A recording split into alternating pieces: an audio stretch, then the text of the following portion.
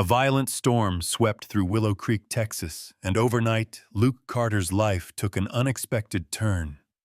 In the chaos, a terrifying event unfolded, pushing Luke to the brink of life and death. Just when all hope seemed lost, someone appeared, changing everything. But the real shock came the next morning when a billionaire's private jet landed in Willow Creek, leaving the entire town in stunned silence. What really happened that night, and why was everything about to change forever? Subscribe to the channel so you don't miss more inspiring stories like this.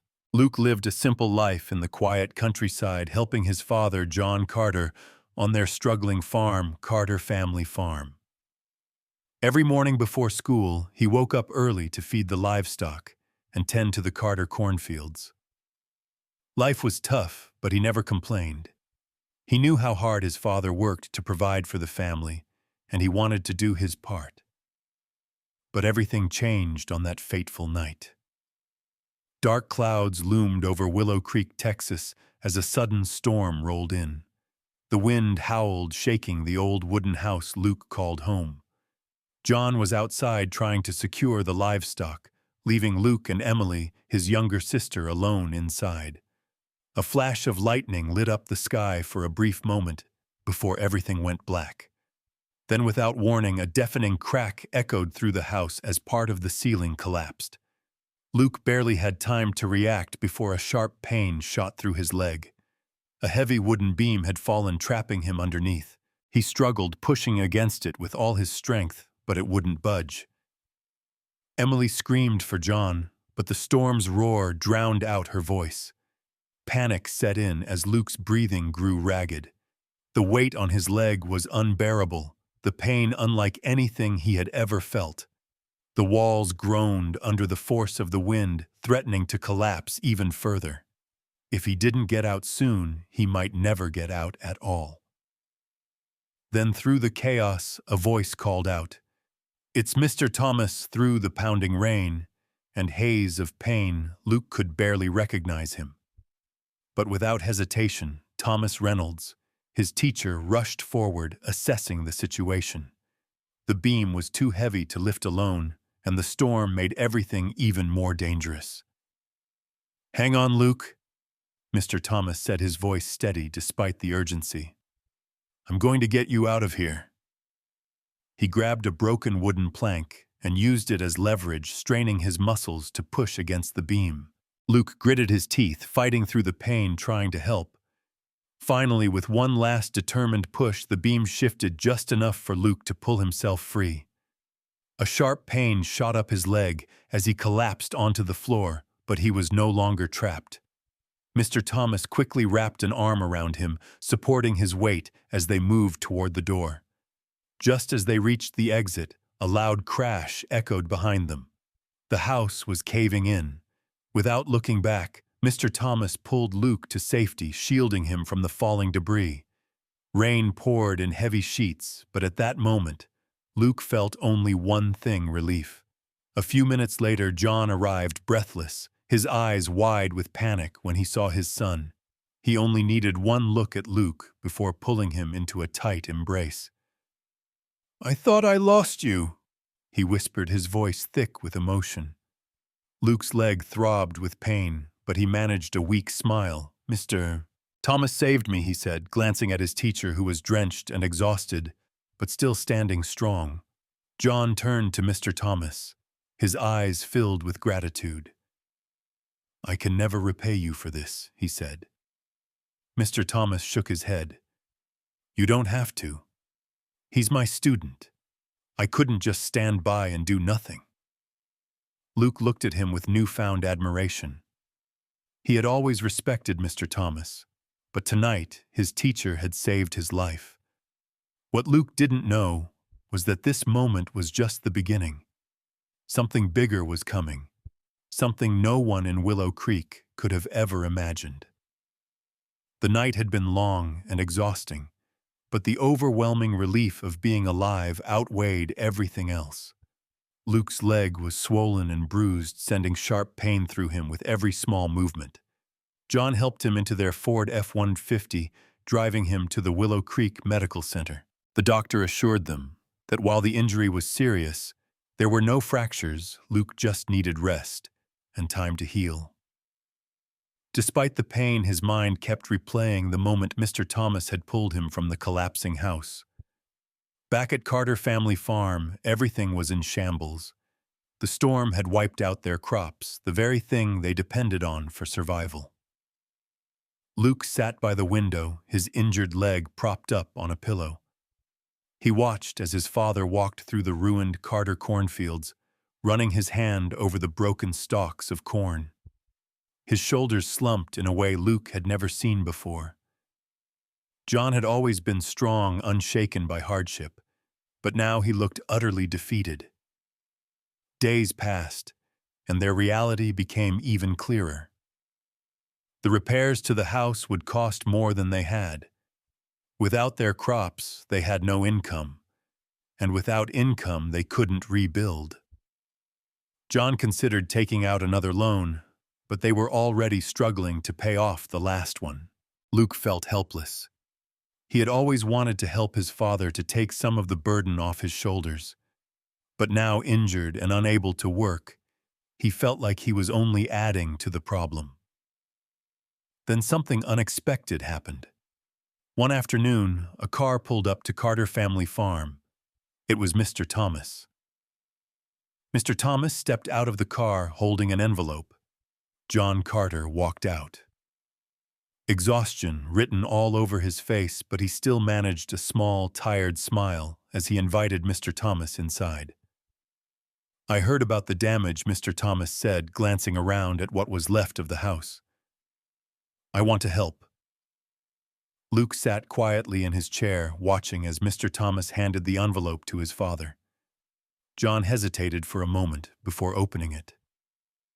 As his eyes landed on the check inside, they widened in shock.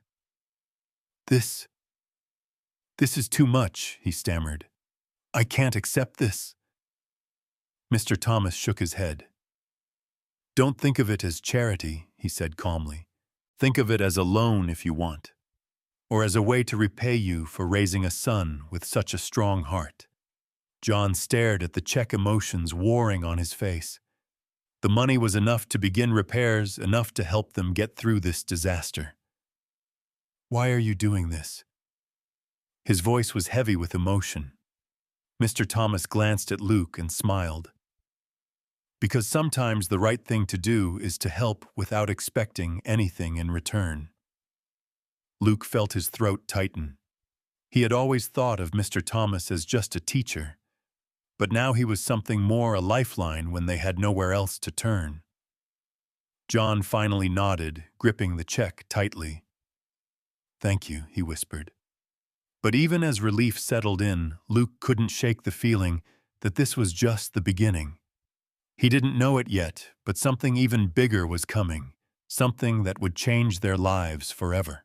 Luke watched as his father placed the check on the kitchen table, his fingers running over the numbers, as if trying to convince himself it was real.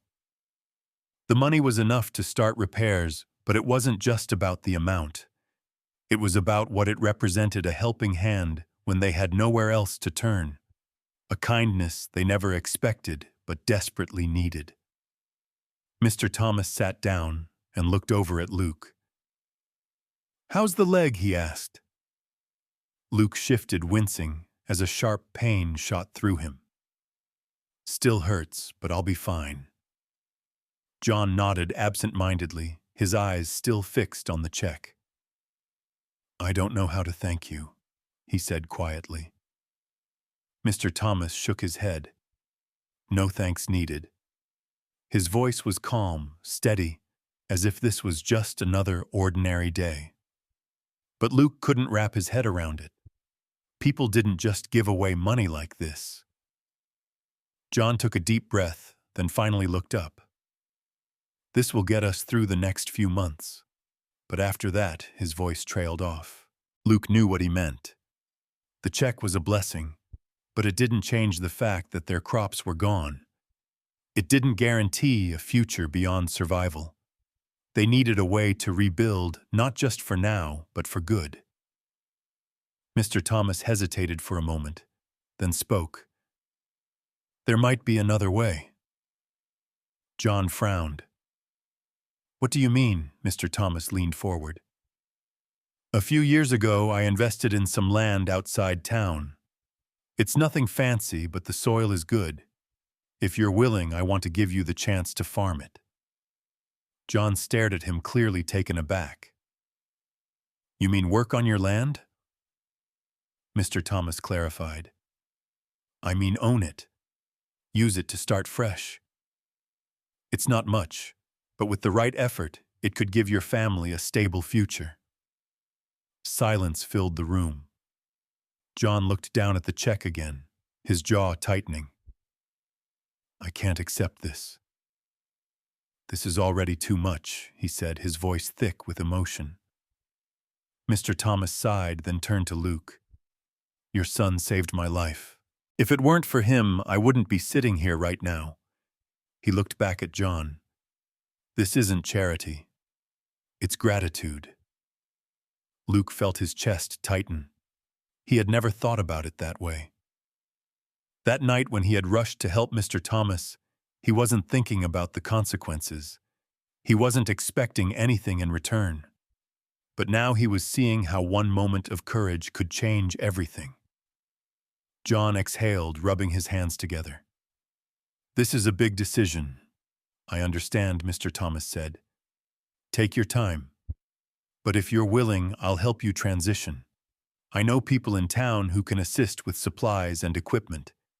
You won't be doing this alone." John studied him, searching for answers. Luke knew what his father was thinking. Taking this land meant leaving behind Carter Family Farm, the place they had built together. It meant change. It meant risk. It meant stepping into the unknown. But it also meant something else: hope.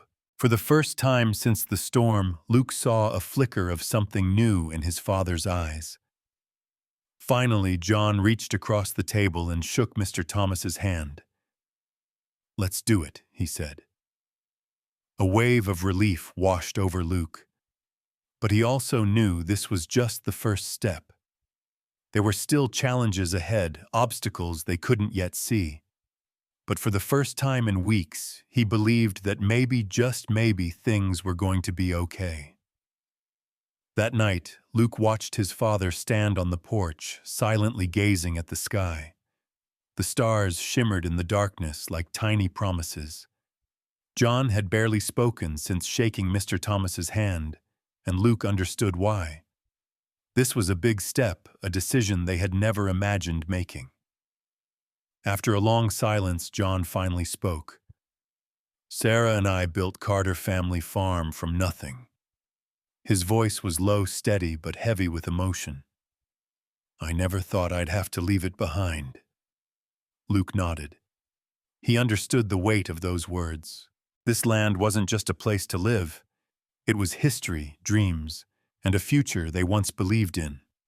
Letting it go wasn't easy. "I think Mom would want us to do this," Luke said. John sighed, rubbing his hands together. "You're right." He turned to Luke, a small smile tugging at the corner of his lips. "Your mother would have liked Mr. Thomas. She always had a soft spot for people like him." Luke chuckled. "Kind people." John shook his head. "Stubborn ones who don't take no for an answer." The next morning, they packed up what little they had left and headed for Greenfield Ranch. It wasn't much, just an open stretch of land with an old run-down barn. But something about it felt possible.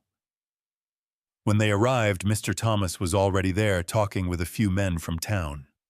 Luke recognized them, local farmers, shop owners, people who had known his parents for years. "You think I was going to let you do this alone?"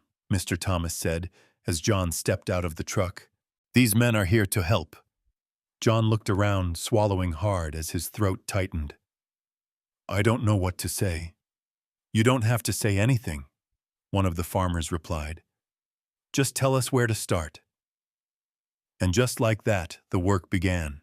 People moved with purpose, clearing debris, repairing the old barn house, checking the soil. Luke had never seen his father so full of life. Something in the way he moved, the way he guided the others, the way his hands dug into the rich earth, it all told Luke this was where they belonged. As the work continued, Mr. Thomas pulled Luke aside. "I didn't just do this for your father," he said. Luke frowned. "For me?" Mr. Thomas nodded. "You have a gift, Luke. The way you stepped in to save me that night, that wasn't just bravery. That was instinct. Not everyone has that." Luke didn't know what to say. He had never thought about it that way. "You have a future beyond Carter Family Farm," Mr. Thomas continued. "And when you're ready, I want to help you find it." Luke swallowed hard. For so long, he had only thought about survival. Since his mother passed, his focus had been on keeping things together, helping his father, making sure they didn't lose everything. He had never considered a future beyond that. "I appreciate that," Luke said finally. Mr. Thomas patted his shoulder. "But for now, let's focus on getting this place up and running." Before the sun set, they had accomplished more than Luke thought possible. The old barn house was patched up, the fields were being prepped for planting. And for the first time in weeks, his father stood tall, not weighed down by exhaustion or defeat, but filled with hope. That night, they gathered around a fire, sharing stories and laughter. Luke realized something. They had lost so much, but in the process they had gained something even greater. People who cared. A fresh start. And the belief that no matter how hard things got there, was always a way forward. The night air was crisp, carrying the scent of freshly turned soil and the distant hum of crickets. Luke sat beside his father, watching the fire flicker across the faces of the men who had spent the entire day helping them rebuild. Laughter echoed. Conversations flowed. And between them all, an unspoken understanding hung in the air. His father hadn't smiled like this in a long time. Not just because of what they had built, but because of what they had found. It wasn't just about the land or the house. It was about people, about the sense of belonging they had thought was lost, but was now slowly finding its way back. John took a deep breath, his voice thick with emotion. "I don't know how to thank all of you. This means more than I can put into words." One of the farmers smiled, shaking his head. "You don't have to thank us," he said. "This is what neighbors do." Luke had never truly understood the weight of that word before. Neighbors. It wasn't just about living near one another. It was a bond. A promise that no one had to face hard times alone. The fire crackled, casting warm light over the group. Mr. Thomas leaned toward Luke and murmured, "I meant what I said earlier." Luke glanced at him. "What do you mean?" Mr. Thomas smiled knowingly.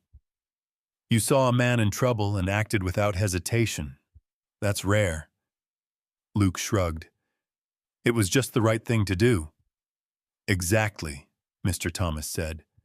"And I want to help you figure out what to do with that instinct." Luke frowned. "Like what?" Mr. Thomas leaned back, watching the fire. "Have you ever thought about what you want to do beyond this farm?" Luke hesitated. He had never let himself dream beyond survival.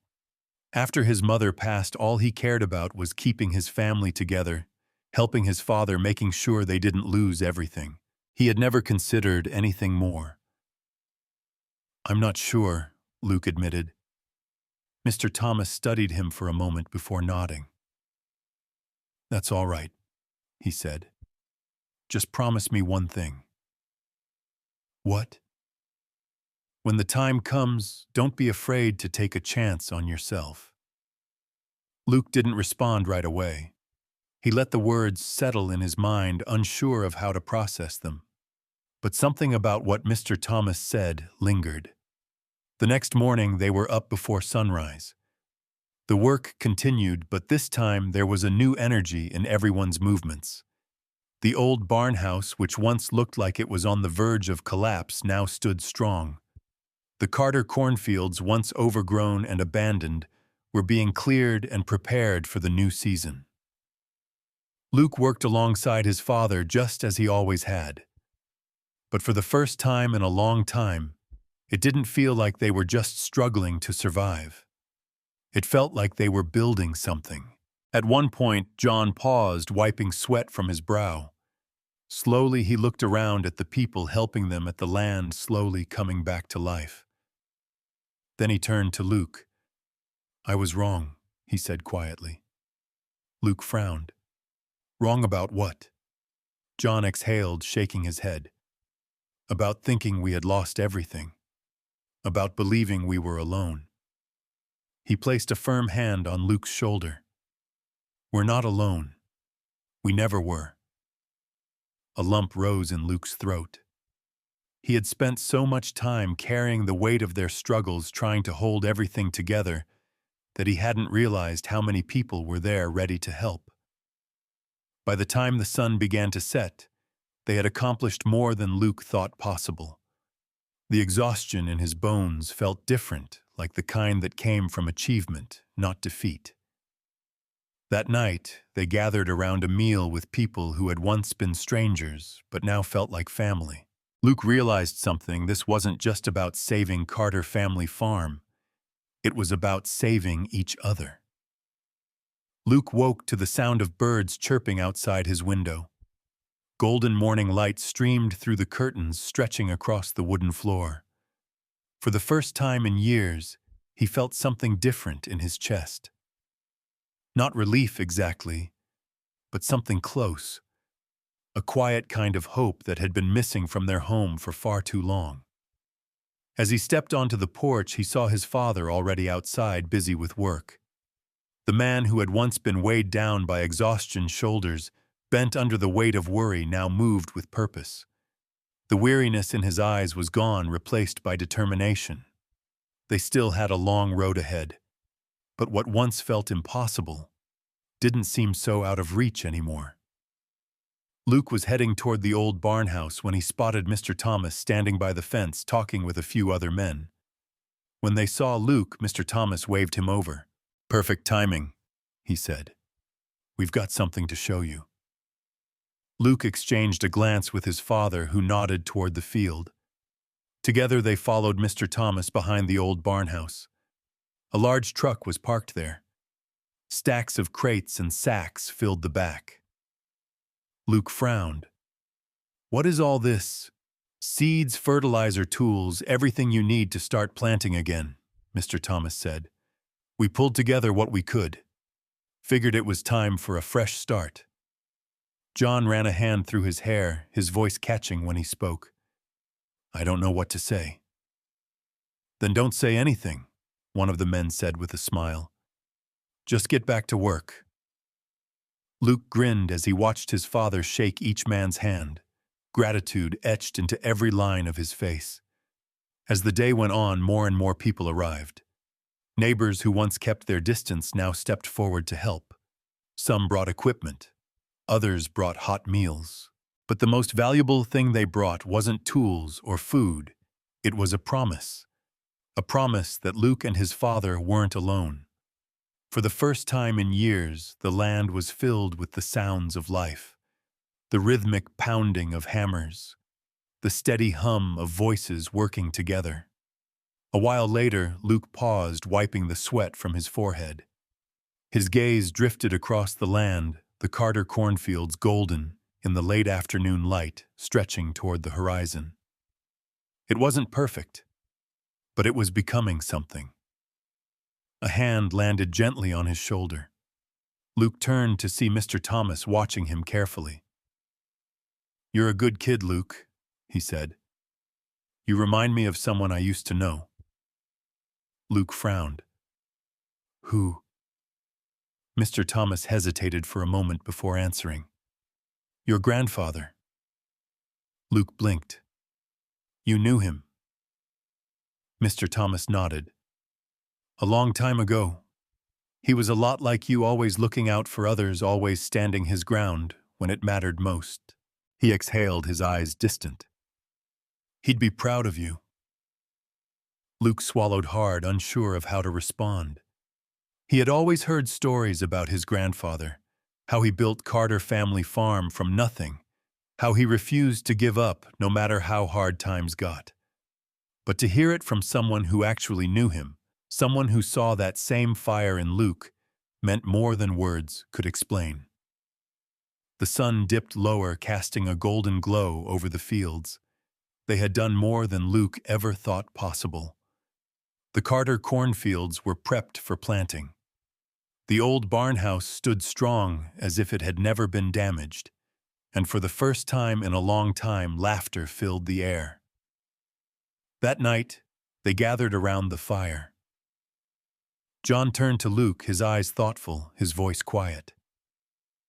"I want you to know something," he said. "I've spent so much time holding on to what we lost that I forgot to see what we still have." He met Luke's gaze. "You reminded me." Luke felt his chest tighten. "We're going to be okay, son," his father continued, "because we're not in this alone." Luke nodded, looking around at the people who had once been strangers, but were now part of their lives. And in that moment, he realized something: saving Carter family farm had never just been about the land. What do you think about Luke and his father's journey? If you were in their shoes, would you be willing to let go of the past to embrace a new opportunity? Share your thoughts in the comments. Your story might inspire someone else. If this story resonated with you, don't forget to share it with your friends and family, to spread the message of perseverance, kindness, and the power of community. Thank you for supporting the channel. Please like, share, and subscribe to receive the latest updates. The stories are collected from various sources and do not represent any individual or organization. They are shared with the intention of spreading human values in life and have been rewritten with the support of AI. If there are any mistakes, kindly overlook them with understanding. Wishing you all the best in life.